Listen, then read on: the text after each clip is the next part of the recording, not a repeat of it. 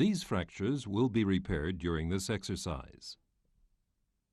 The foam is incised over the dorsal surface of the metacarpal bones to expose the fractures. The transverse fracture of the diaphysis of the fourth metacarpal bone will be stabilized with a DCP. The transverse fracture of the distal metaphysis of the third metacarpal bone will be stabilized with a veterinary T-plate. The oblique fracture of the second metacarpal bone will be stabilized with lag screws and a veterinary cuttable plate. The oblique avulsion fracture of the fifth metacarpal bone will be stabilized with lag screws. The transverse fracture of the fourth metacarpal bone is reduced.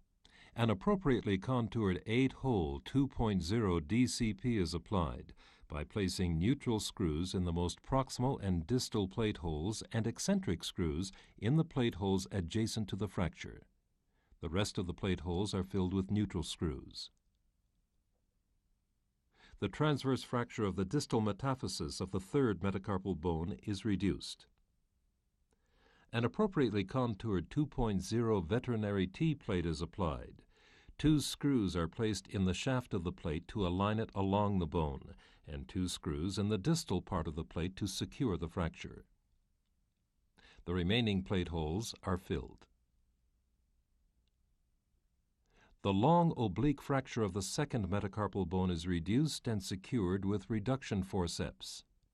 2 2-millimeter lag screws are placed to compress the fracture. An appropriately contoured 2.0, 2.7 veterinary cuttable plate is applied to the dorsomedial surface after it has been cut to length to span the bone.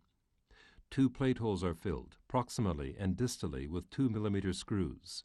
The plate holes over the fracture line or over the lag screws are left empty. This is an oblique avulsion fracture, which is distracted by the pull of the ligament attached to the base of the fifth metacarpal bone. The fracture is reduced and secured with reduction forceps. The fracture line is compressed with 2 or 3 1.5 millimeter lag screws.